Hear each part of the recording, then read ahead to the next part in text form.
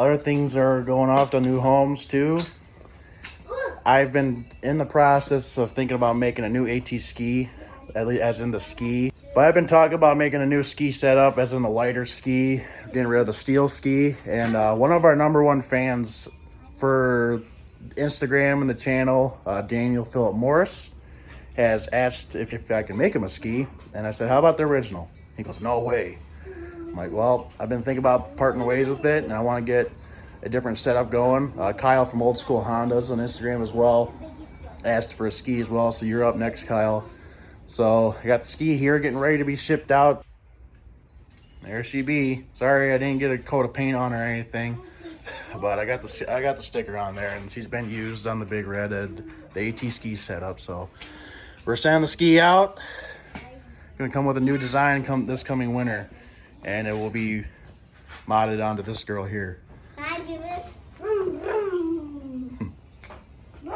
We're starting to do some maintenance work on it. I got the fork oil, I got the seals and everything from Gertie, some of the other parts for the brake handle and whatnot. We got some rider quality tires. I was gonna use this one as the front and this one as the other rear, because I was gonna put that one on the rear to have matching ones and then the front. But I just got a deal on 3 original Otsu PV301 tires, along with one that was on an early 200X.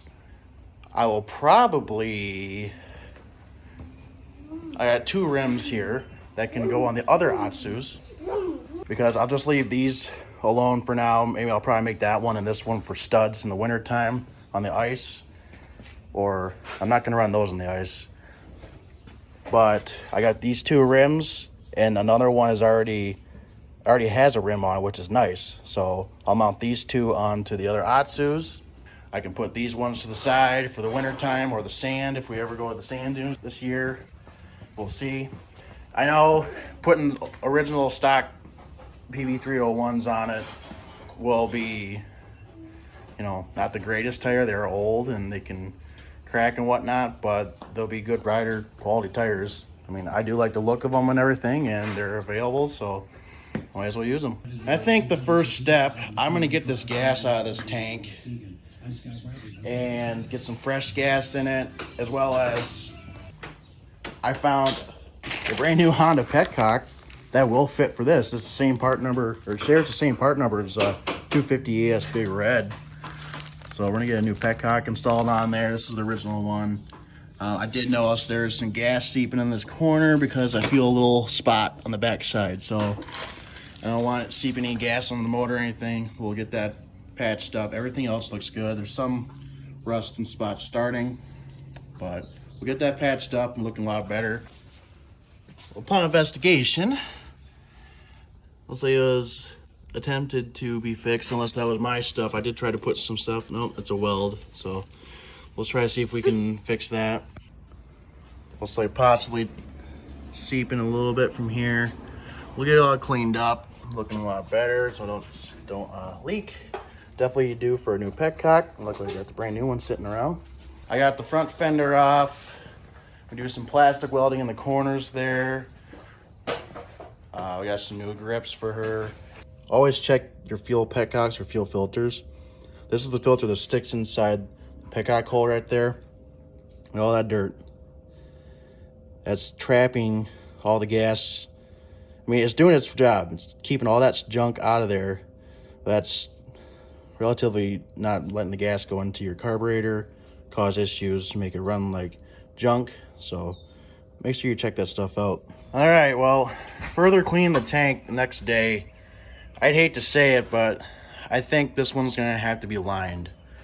So here's the spot where it was leaking from, and you can see the rust starting in some spots. The seam is starting to rust right there, and at least seeping out of this. There's a crack right here actually. So I really want to save this one. I think the next best, put some PR15 in it.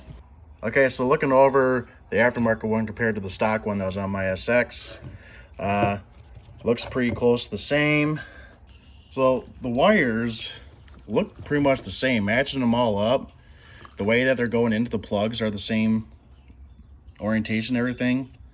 Yeah, I mean, I guess it's all just internal wise of where they're hooked up. So I have a spare junk one right here that I'm gonna tear apart to get kind of like a diagram to see where it's supposed to all go. And what's nice is the casing's already off there.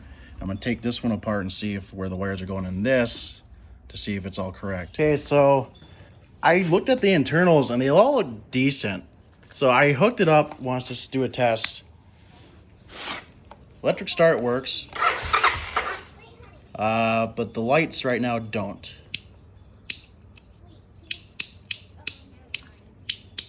So I'm gonna test out my bulb, see if the bulb is good. Well, it turns out we got a dead battery. So this thing is about shot anyways. It's been charging, still no neutral light. The neutral light does work. I kicked it over and the light does show. I got it all hooked up. We'll see how it does. I mean, it starts it, just the lights don't work right now. I figured out I have a burnt bulb in the headlight, so get a new headlight bulb and we'll test it out from there. So I'll leave everything kind of hooked up for now until we can get that all figured out. Had some bad luck trying to get the muffler off. Had a bolt right here that was not even OEM to the machine. It is currently seized right there where the header meets the muffler. And since it's really rusted, I had one head stud come out of the cylinder and one broke off. So it's gonna be a fun challenge trying to get this thing out. We got a new battery charging right now. The other one was completely shot. I really want to test out, see if the switch works. And I'm getting a new headlight bulb. It does not say the H4 because it's a Philips, so it says B19003. I matched it up to the OEM bulb. And it looks exactly like the H4 OEM bulb. We'll try it out and see if that works. Ladies and gentlemen, I have figured out the electrical issue that's been going on. So before, you turn the key, no neutral light. You kickstart, the neutral light would turn on. That gave me a sign that the main fuse was blown. So check the main fuse, sure enough, it was blown. And upon further investigation, I had a long power wire going from the starter coil to the positive on the battery.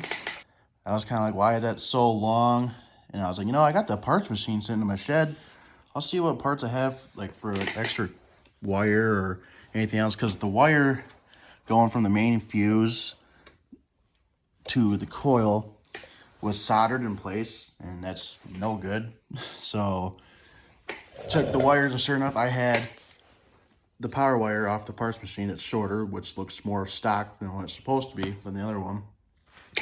Put a new wire from the main fuse to the coil, cleaned it all up, cleaned the wires and everything up. Got a new battery put in, new main fuse, and sure enough, neutral light's back on.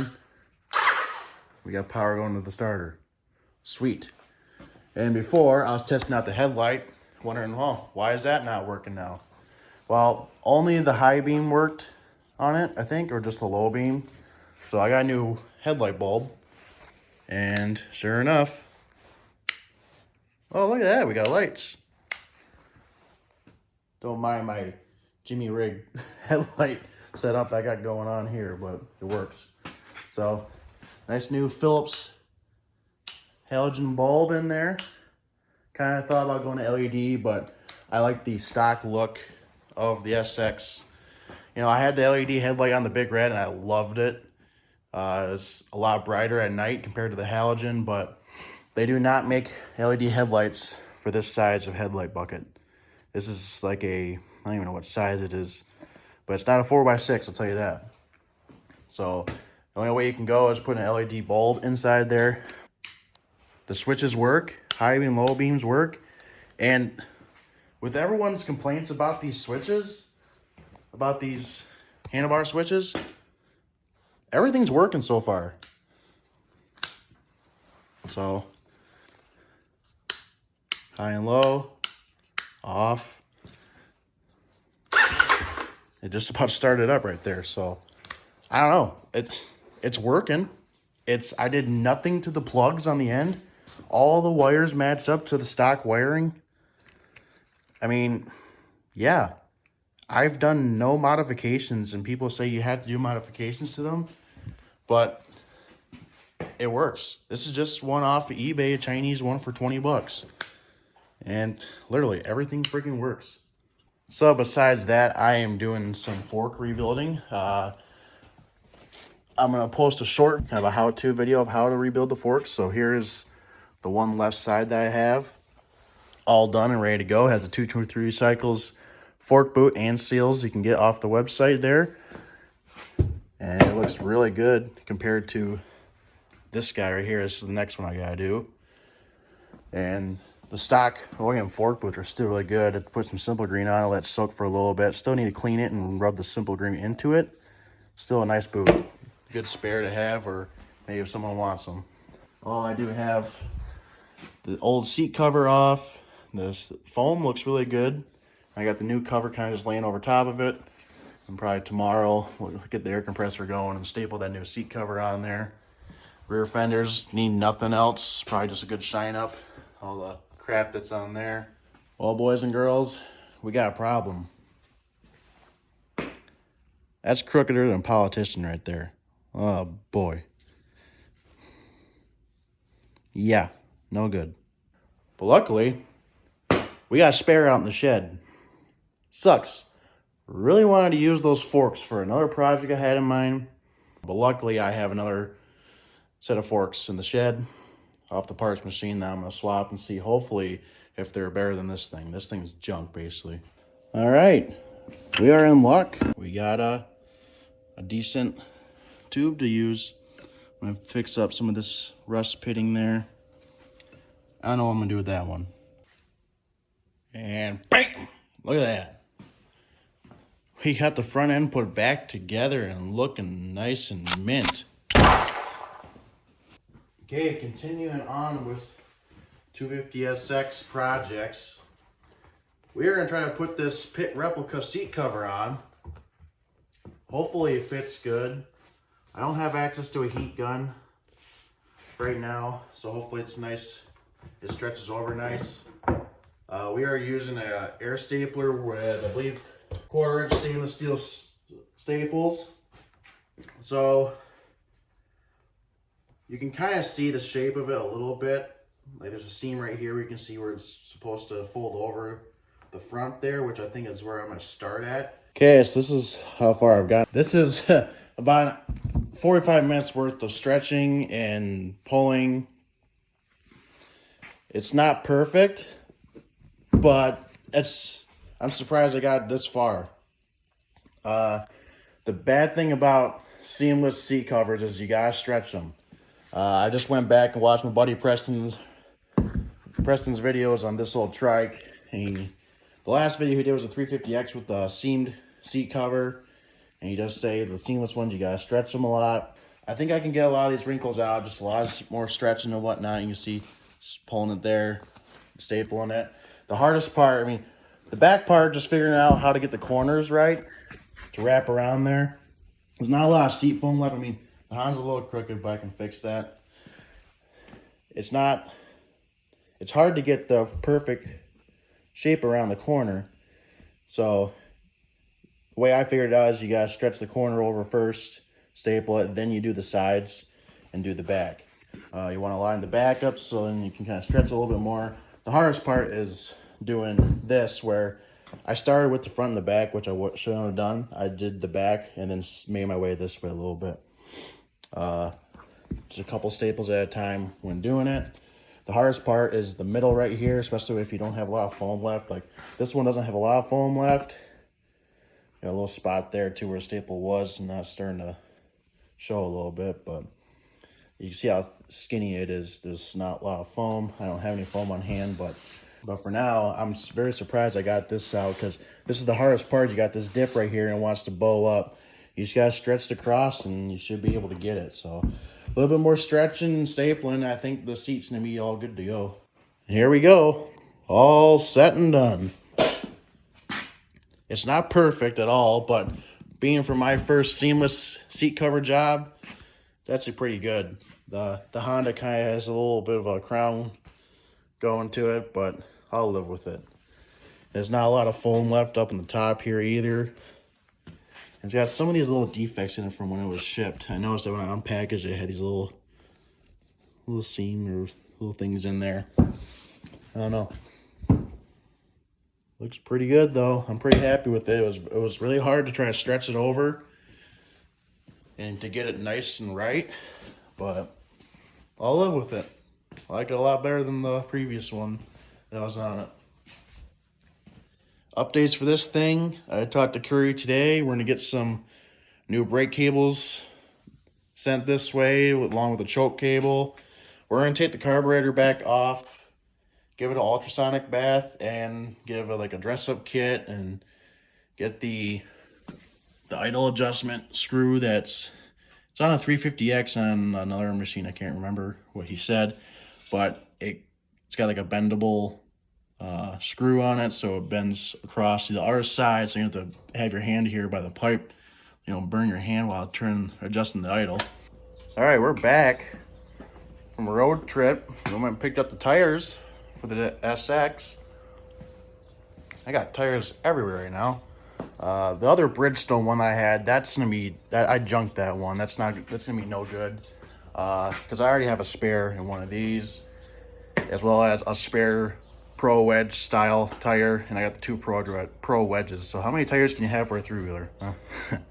For one three-wheeler. Yeah, these are, besides this one, this is a matching set of Otsu PV301s or Pro Vector 301s. This rim was powder coated 6 to 7 years ago. Has a tubing already. Does have some cracking going on, some weather checking. Overall, it's still a really good tire. I've seen way worse. So this would be a good front. And then these two are close in comparison with the lug size, the tread. These two would be the rears. And with this matching set, I got a split rim. I don't know what it's for. There's no stamp or nothing. Looks like a Honda split rim for a 22 or 25-inch wheel. I'm guessing it's a 22 because I think it was on this tire, which was a 22. This is not a PV301. This is just a Pro Vector. So it's to be believed it was an early 200X tire. There's a 301. There's the regular Pro Vector. You can see how the size of the lugs are. The side lugs, those are much skinnier. These are much wider and have that little indent in it like the other lugs. So this Pro Vector will be a good spare. Still has a lot of good tread left to it. But I'd rather have the matching set with it. It'd be a good front tire. If that tire decides to go, I can use this as the other front tire. It's close enough design. This, I'll probably just get rid of this, see if someone will want it. And I got these two as spares as well. But I'm thinking because how tall the tread or the lugs are, they'd be good tires to put studs in for the winter time. Another surprise that we all got, part of the West Michigan Motorsports team, is we got some flags in. We had some custom flags made by Flags Express, I think the company is, or Sammy's Flags Express. You'll see them on the Facebook groups. Company out of Canada, and I asked them if they would be interested in making some flags. They said sure. It was like 2.5 weeks out, and they look awesome. Really happy with the design and everything. So all of us got our flag that we wanted. It's a cool thing to have. Okay, so this is a day later with this Edge Products ceramic spray that I put on these tires, and they look really good. It cleaned them right up. I mean, they had a little bit of dirt stains on them, but I didn't even wipe them or nothing. I just sprayed the stuff on it, let it sit, and it shines it up really good. I really like how that stuff kind of acts as like a lubricant, or I guess like keeps the tires nice and moisturized. I did the same thing to the fender flares right here. Sprayed them, didn't even wipe them, and they look a lot better. They look really dry before. Didn't even touch them. Let it all soak in. I got the seat mounted onto the fenders. Cleaned up all the hardware under there. I got some Simple Green soaking on some of the rubber parts in here, just to keep them nice and moisturized. Looks really good on the fenders. There are the Chronicles of the 250SX. This is where I last left it off at. The headlight is all done, ready to go. Everything lights up. except for the reverse light. I've yet to get the reverse light working, but my guess is it's down below there. So I need to look at the switches down there to see what's going on with that. Gonna start ripping all the brake cables off. I already started with the hand rear brake, and probably getting these rear tires off, getting the spacers off, looking at the rear end, making sure the rear end's good.